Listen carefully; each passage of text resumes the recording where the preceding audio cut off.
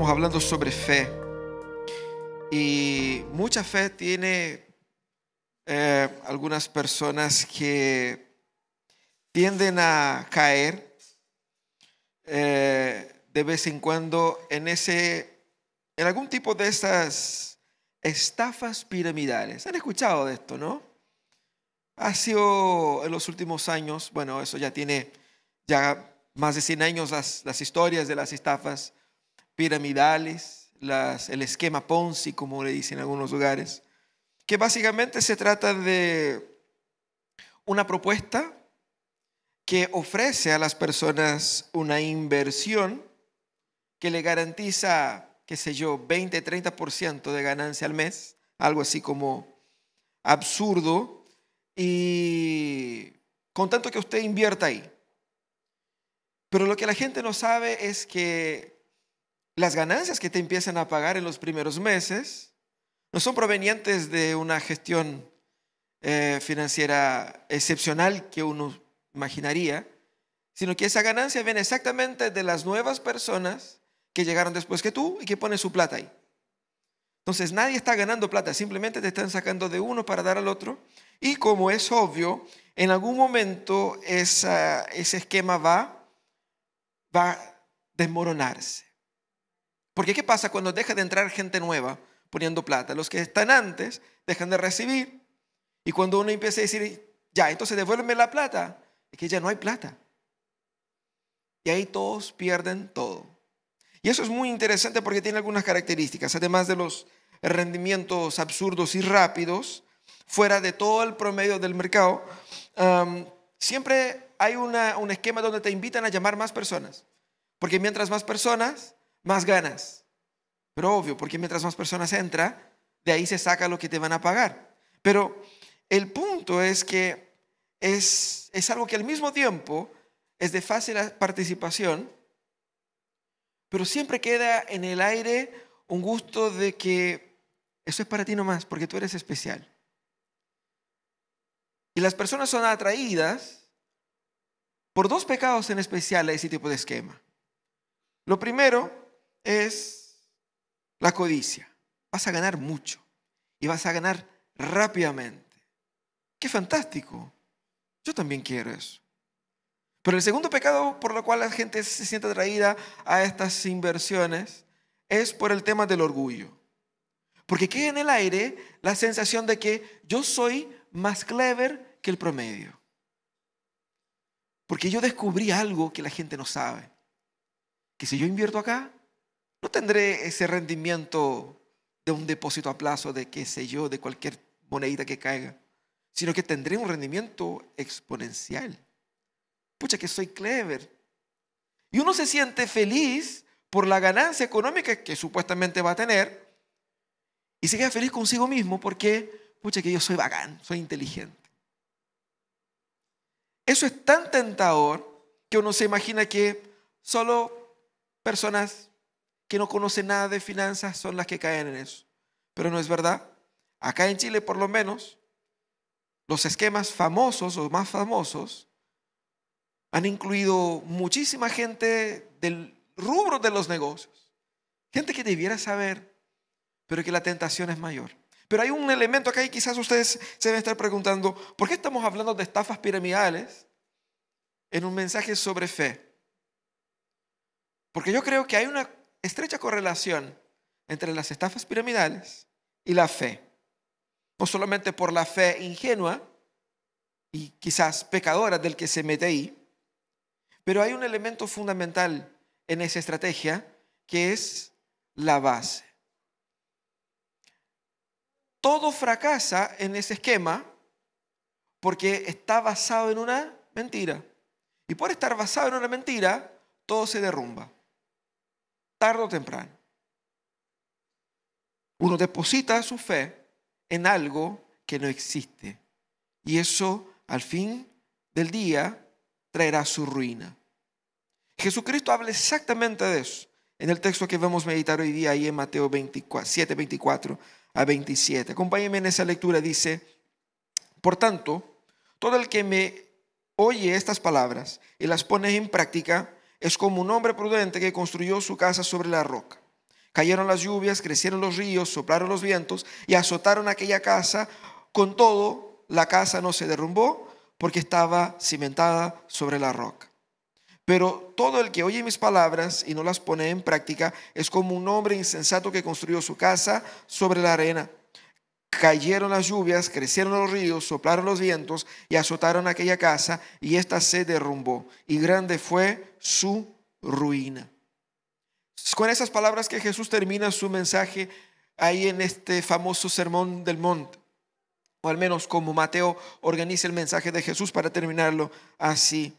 Para entender esto, yo tengo que entender y volver a algunos versículos antes. ¿Por qué Jesús está hablando aquí de esas dos casas y de esa destrucción previa? Para entender eso, yo tengo que volver al versículo 13.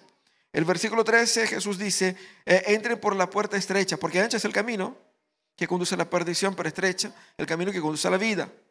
Más adelante Jesús va a decir, cuídense de los falsos profetas, que dicen palabras bonitas, pero su corazón es engañoso.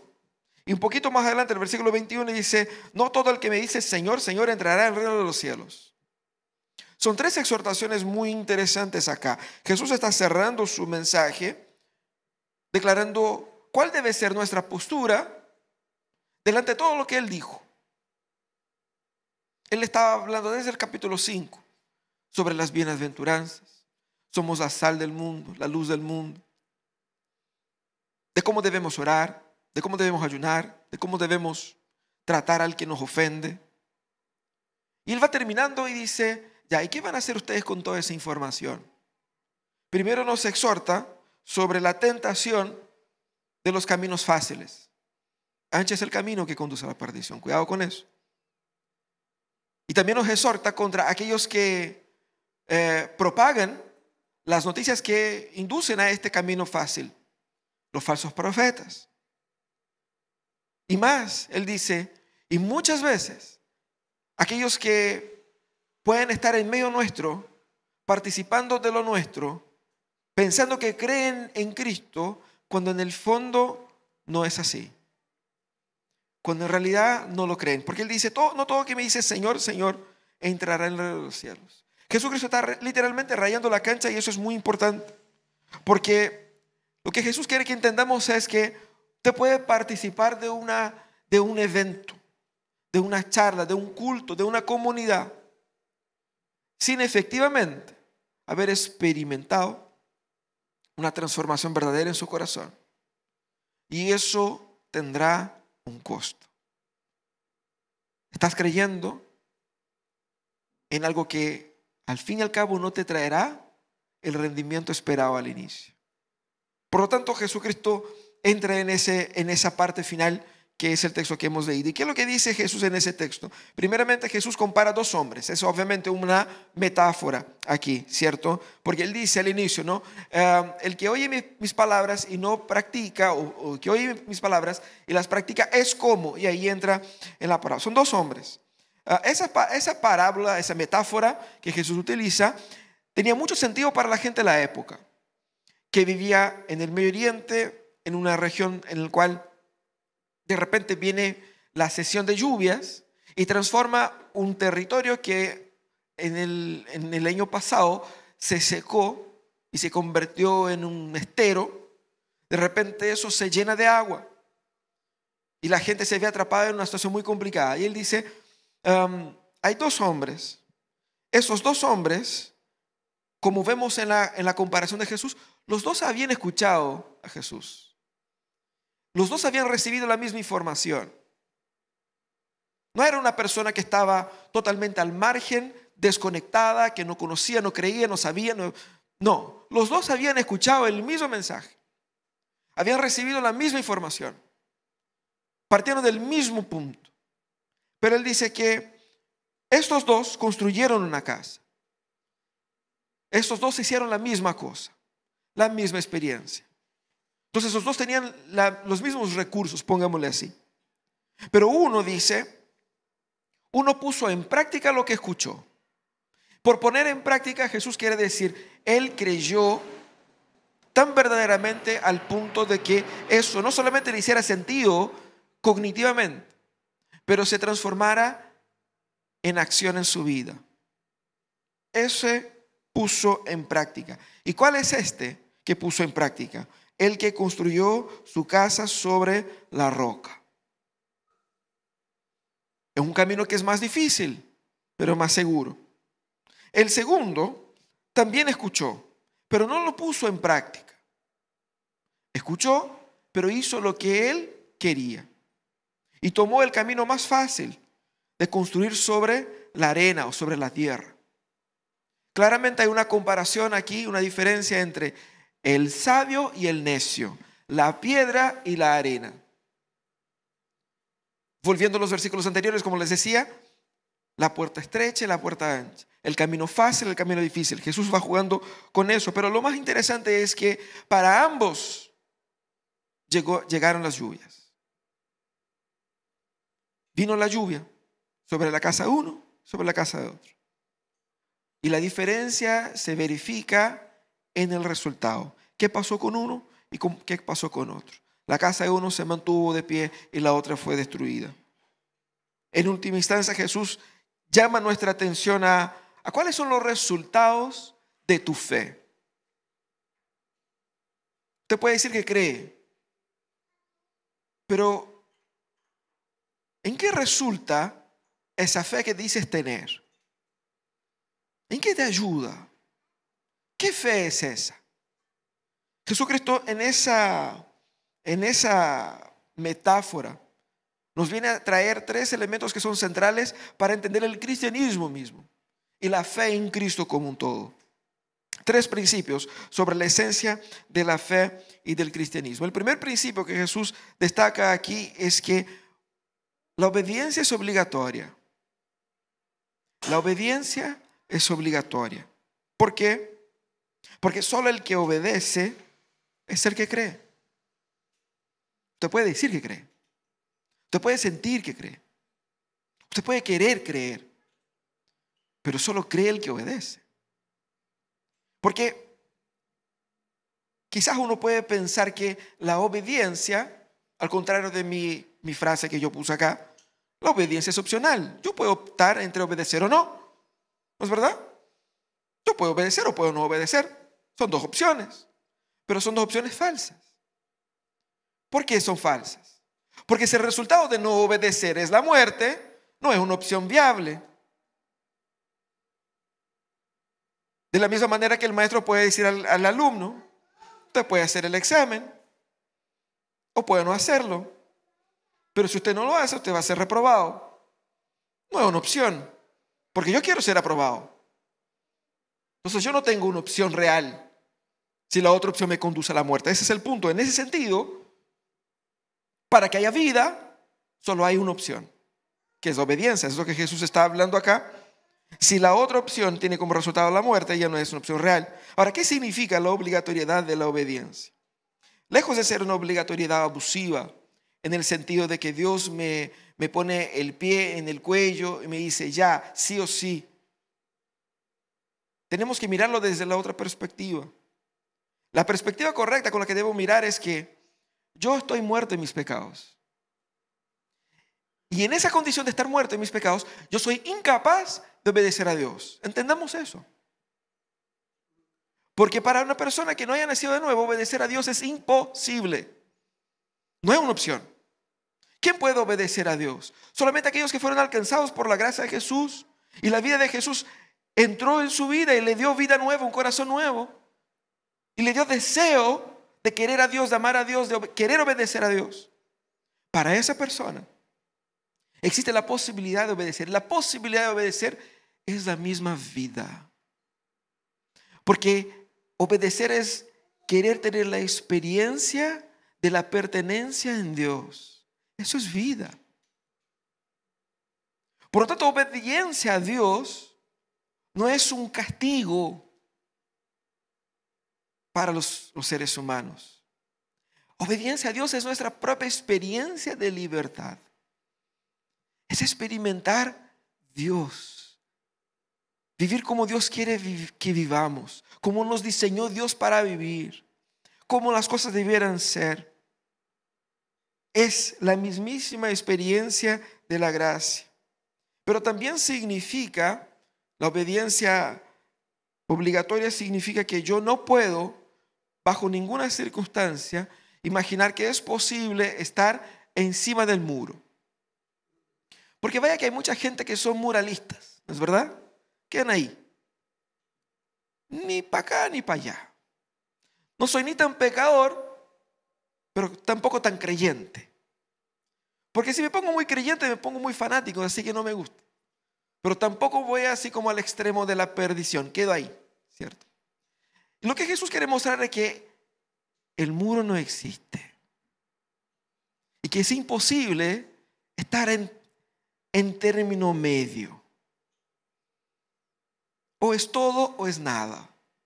O te lanzas con todo o no te lanzas de ninguna manera. Jesucristo raya la cancha bien clarito para evitar ese lugar que nosotros queremos buscar, que es un lugar como confortable, en el cual me permite de cierta manera tener los dos mundos al mismo tiempo. Jesús dice que no es posible. ¿Por qué? Solo el que obedece es el que cree. Y la desobediencia es al mismo tiempo la no creencia. La desobediencia es el rechazo. La desobediencia es la negación a Dios.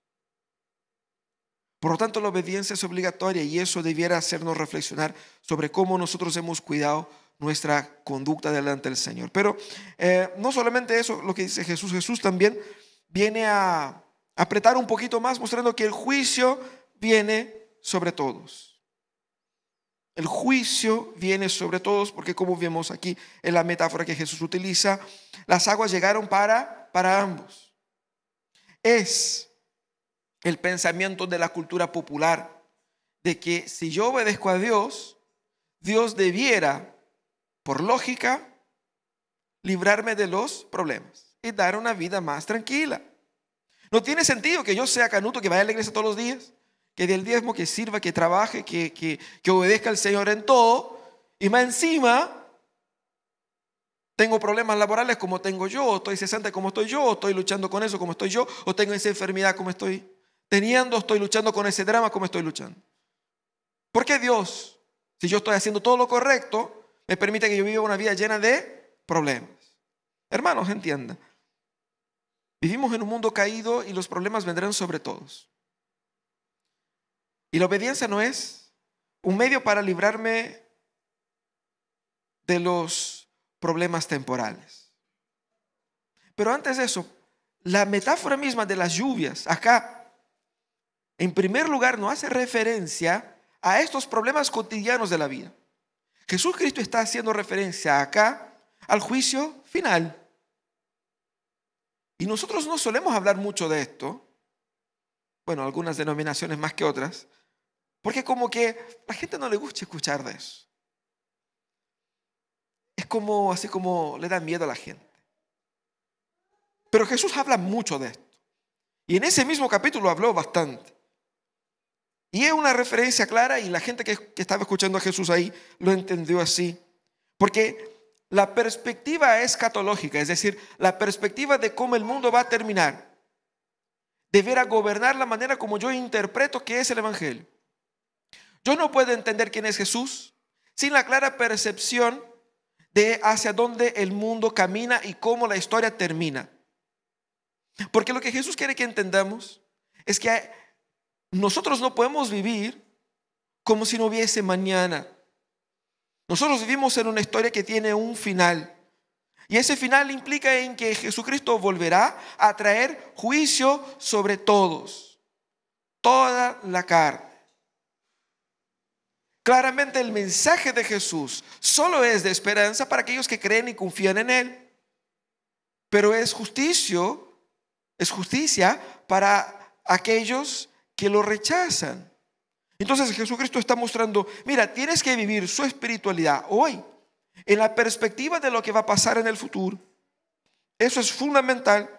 Pero también obviamente hace referencia a toda la expresión de juicio que experimentamos en nuestra vida cotidiana, porque todos los sufrimientos que nosotros experimentamos en la vida son consecuencias de la condición caída del ser humano. las enfermedades, las adicciones, los sufrimientos, las angustias, todas las lluvias que sufrimos, las tormentas que descienden sobre nosotros, son consecuencias de esta condición caída. Pero ¿cuál es el propósito entonces de la obediencia? Y eso es muy importante, hermanos, entiendan eso, porque quizás algo se puede malinterpretar. Jesús no nos llama a obedecer para premiarnos con una vida tranquila. No es eso. Y la prueba de eso es la misma historia de las personas que creyeron en Jesús en aquella época. ¿Qué pasó con Pablo? ¿Qué pasó con Pedro? ¿Qué pasó con Juan? ¿Qué pasó con Santiago? ¿Les fue bien? ¿De millón en millón? ¿Vivieron una vida tranquila hasta su vejez? No me parece. Jesús no nos llama a obedecer para premiarnos con una vida tranquila. La obediencia no es la moneda con la cual yo compro de Dios sus bendiciones ni sus tranquilidades. ¿Qué es la obediencia? La obediencia es la expresión de un corazón que sabe que ya no tiene nada más en la vida que Dios mismo. La meta del que obedece no es la tranquilidad. La meta del que obedece es simplemente agradar a aquel que para él es todo. Para eso obedecemos. Porque el que obedece buscando tranquilidad, tiene la tranquilidad su tesoro. Pero para aquel que tiene a Cristo como su tesoro, la obediencia no es un medio para, sino mismo la misma experiencia de estar en Cristo. Y es interesante porque Jesucristo habla mucho del juicio final. ¿Y por qué Jesucristo habla tanto del juicio final? Porque el Evangelio no puede ser entendido sin la perspectiva del fin. Porque es exactamente la perspectiva del fin que va a mostrar por qué debo urgentemente vivir una vida en suma obediencia al Señor. ¿Por qué es tan importante vivir vigilantes y conscientes de la manera como vivo? ¿Y por qué esa obediencia es obligatoria? Porque aquel que vendrá a imponer el juicio no nos pone sus mandatos como una serie de sugerencias. Él es el Señor. Y a aquel que es el Señor se le obedece sin cuestionar.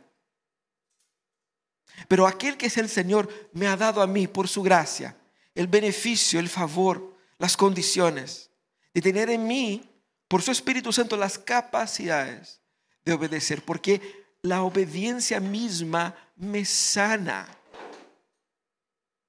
La obediencia nos sana. La obediencia nos purifica. La obediencia nos corrige. La obediencia sana las relaciones. Mira lo que Jesús dijo. Si alguien te da con un cachetazo de un lado, de la otra cara. Y uno dice, no, Señor, pero ¿cómo? Un corazón sano es libre del rencor común que puede destruir las relaciones. Es aquel que perdona. Es aquel que depende del Señor. Y por lo tanto no vive angustiado por la ansiedad. Aquel que obedece es aquel que ha experimentado el favor de Dios en su vida y descansa en Jesús. Y sabe que el Señor vendrá a traer juicio y justicia contra todas las iniquidades en ese mundo mal en el cual vivimos. Y esa debiera ser nuestra ansiedad, nuestra expectativa, nuestro deseo. Debemos entender aquí como los comentaristas destacan sobre ese texto que el anuncio trágico del fin de los incrédulos es una manifestación de la misericordia de Jesús. Porque aquí sería una invitación implícita a que ellos se arrepientan y que se extendía a todos nosotros que hoy día vivimos en su gracia. Cuando hablamos de juicio estamos hablando de que, hermano, todavía hay tiempo de que se arrepienta y crea. Hay gracia hoy día. Pero el juicio vendrá y llegará el momento donde la gracia ya no estará disponible. Pero por fin Jesucristo destaca en esa historia de que el fundamento es Él mismo. Él es el fundamento. Piensen por un instante, hermanos, ustedes están en Galilea, año 30. Está un tipo predicando, muy famoso. Y predicó cosas hermosas, profundas, interesantes. La gente quedó, como dice el final del versículo 7, encantada con la autoridad con la que enseñaba. Pero el tipo al final dice, todo aquel que practica lo que yo les digo, será salvo. Piensa por un instante, quizás usted va a pensar, pero ¿quién se cree este uno? ¿Qué imagen positiva debiera tener de él? Porque si usted hace lo que yo les digo, serán salvos. Y el que no hace lo que yo les digo, será condenado. Es una afirmación así como que osada, por decir lo mismo. Y es exactamente lo que Jesús está diciendo acá. Lo que Jesús está diciendo es, la garantía soy yo. O hagan lo que yo digo, o la ira de Dios vendrá sobre ustedes. Y Jesús dijo eso utilizando esa metáfora de una forma muy inteligente, porque Jesús dice que el que confía en Él es como el que construye una casa sobre la roca. Yo no entiendo nada de ingeniería y varios hermanos ingenieros aquí me podrán ayudar. Pero es obvio que una construcción sobre la roca quedaría más firme, ¿cierto? Ok. Vuelve 2000 años, intenta tirar fundaciones sobre una roca. Hoy día tenemos taladros, tenemos máquinas, tenemos camiones. ¿Cómo era construir una casa sobre una roca? Yo puedo hacer un hoyo con una pala en la arena, en la tierra, con esfuerzo igual, pero yo solito voy excavando y lo hago. Pero ¿y la roca? ¿Cuánto tiempo? ¿Cuánto esfuerzo? Ay, no, pero dura para siempre. Pero también me va a tomar para siempre en hacerlo. Es muy difícil. Esa es la comparación que Jesús quería que entendiéramos. Obedecer no es fácil. Echar fundamentos sobre la roca es un ejercicio muy complicado, muy difícil. La roca es dura, pero al mismo tiempo es segura. Es un proceso complejo, demorado, costoso, difícil, y obedecer a Jesús es así. Obedecer a Jesús implica necesariamente en una lucha. Porque Jesús quiere que entendamos que el beneficio de la seguridad viene del costo del discipulado. Y Jesucristo fue explícito en eso. Seguir a mí no es cosa fácil. De hecho, en otro lugar Jesús dijo, primero, antes de seguirme a mí, uno tiene que sentar y sacar las cuentas para ver si está dispuesto a hacer ese tipo de dedicación. Porque el que quiere seguirme a mí, pero mira hacia atrás, ya no sirve. Porque para seguirme a mí uno tiene que negarse a sí mismo. La ganancia que va a tener es eterna, pero el costo también es elevado. Nuestro corazón quiere mucha ganancia con poco costo. Amamos esquemas piramidales porque hay mucha ganancia y poco costo. Y el esquema piramidal más grande del mundo es en lo que nos conduce al infierno.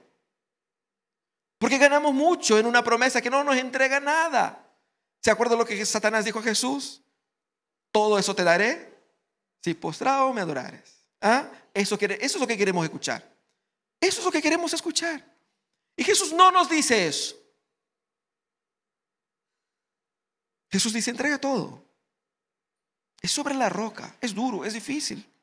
El discipulado de Jesús es el discipulado que me obliga a desobedecerme a mí mismo para que yo pueda obedecer a Jesús. ¿Y cómo me desobedezco a mí? Porque yo me amo. Y en mi cabeza yo siempre tengo razón. Todo me parece con sentido. Y Jesús dijo, desobedécete a ti mismo para obedecerme a mí. Niégate a ti mismo para seguirme a mí. Recházate a ti mismo y rechaza tus pasiones y rechaza tus ambiciones y rechaza tus pecados para que puedas obtener a lo que yo te entrego. Y lo más hermoso de todo eso es que Cristo no decepciona. El llamado a creer y demostrarlo por medio de la obediencia es el llamado a depositar todo en Jesús. ¿Por qué? Porque, hermanos, no existe media fe. No existe una fe parcial. Jesucristo claramente nos llama a entender que o me lanzo con todo o no me lanzo. O construyo sobre la roca o sobre la arena, pero no puedo ser mitad, porque son procesos muy distintos. El llamado a creer y demostrarlo por medio de la obediencia es un llamado a apostar todo en Él. Y claramente cuando uno pone todas sus monedas en algo, es porque cree que ese algo debe funcionar y ojalá funcione porque no tengo otra opción. Y es exactamente eso lo que Jesús quiere que entendamos, que tengamos una entrega tan grande a Jesús, a que digamos, yo no tengo plan B, no hay otro Salvador. Aquí está todos mis ahorros, todo mi futuro, todos mis esfuerzos. No estoy así como diversificando mis opciones. No, todo está acá. Y eso tiene que funcionar. Y lo más hermoso es que Jesucristo comprueba una vez más que solo Él es el que hace funcionar. La certeza de la salvación, ojo con eso, la certeza de la salvación no está en nuestra obediencia a Jesús. Porque nuestra obediencia puede fluctuar. Nuestra obediencia puede fracasar. Nuestra obediencia puede variar. La casa no se cayó, no porque el tipo que la construyó de una manera A, B o C. La casa no se cayó por causa del fundamento.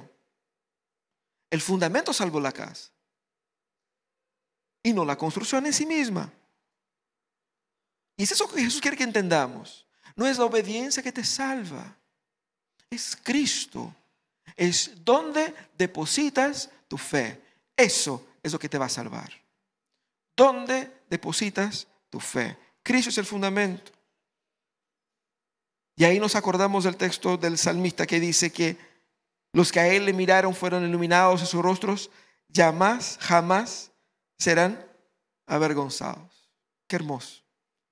Saber que Jesucristo es el fundamento y que Él, la roca, es la roca dura, pero segura.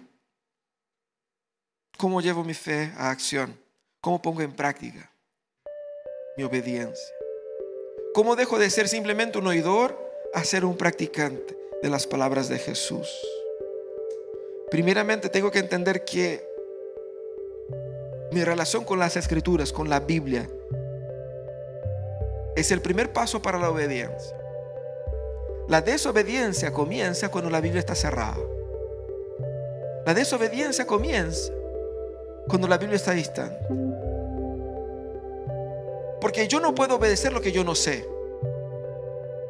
Si la palabra de Dios no gobierna mi pensamiento, tampoco gobernará mis actitudes. Por lo tanto, necesito entender que sin conocer la voluntad de Dios, no tengo cómo obedecer.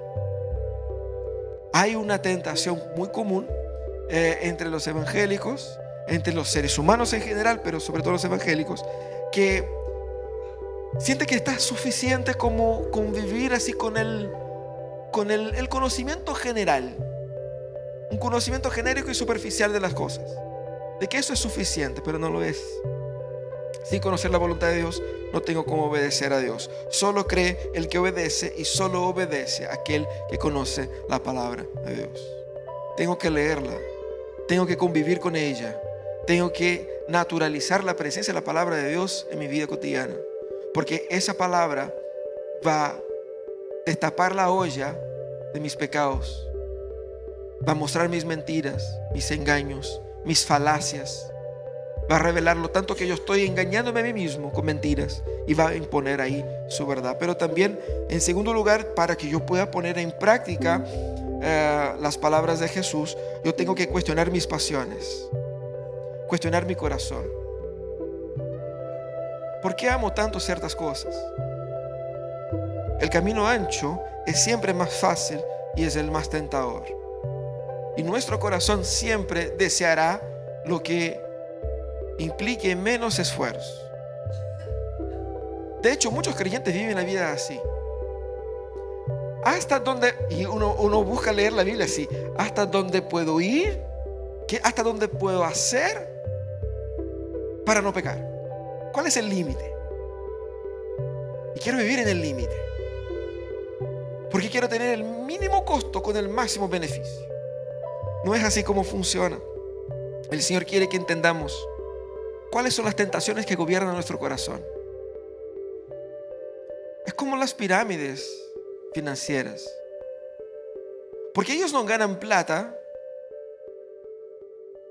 por medio de un esquema muy clever. ¿Cómo ganan plata ellos? Del pecado del corazón de los demás. Aquel que quiere enriquecerse rápidamente, ¿cómo dice la palabra? Caerá en muchas trampas. Y cae. Y cae. ¿Cómo ganan plata ellos? Con las pasiones desordenadas de las personas. Y es eso lo que Jesús quiere que entendamos. ¿Cómo está mi corazón? Por lo tanto, yo debo, por medio de una vida de oración y de consagración, pedir que el Señor vaya sanando mis pasiones, redimiendo mi corazón, reordenando mis deseos. Pero por fin, para que yo pueda llevar mi fe a la práctica, yo tengo que tener siempre una mirada hacia el futuro. No el futuro meramente de mi vida, los próximos 5, 10, 15, 20, 30 años, pero el futuro en el cual Cristo vendrá. Tengo que vivir con el temor y con la tensión del regreso de Jesús. Hemos sido enseñados quizás de que no hay que temer, hay que simplemente soy salvo y todo va a estar bien. Pero pensemos por un instante. Cristo vendrá a imponer el orden en el mundo. Yo tengo que vivir bajo esa perspectiva con temor y esperanza. Porque es esa perspectiva que me muestra la urgencia, no solamente de mi obediencia, pero la urgencia de la proclamación de Jesús. Quizás hoy día yo he entendido y he vivido y estoy viviendo plenamente en obediencia al Señor. Pero mi compañero de trabajo, ¿cómo está su vida? Y mi familia, y mi ciudad. Es esa urgencia que me hace vivir el Evangelio de tal manera poder proclamarlo por medio de la obediencia. Pero también debo entender que la perspectiva del futuro, de la venida de Cristo, debiera producirme en el corazón la pregunta: ¿estoy yo en Cristo? ¿O simplemente estoy fingiendo que estoy? Estoy marcando el paso y nunca me lancé. Fijo estar acá, pero nunca estoy 100%. Mi corazón está en otro lado. Vendrá el momento donde mi máscara se va a caer y mi verdadera realidad se revelará. Hermanos, hoy día es tiempo de que vivamos integralmente para el Señor, que abracemos la cancha marcada por Jesús y digamos: Señor, yo me lanzo, yo me entrego, yo me consagro. Yo quiero vivir ese evangelio que está todo en Él, todo en Jesús, todo en Jesús.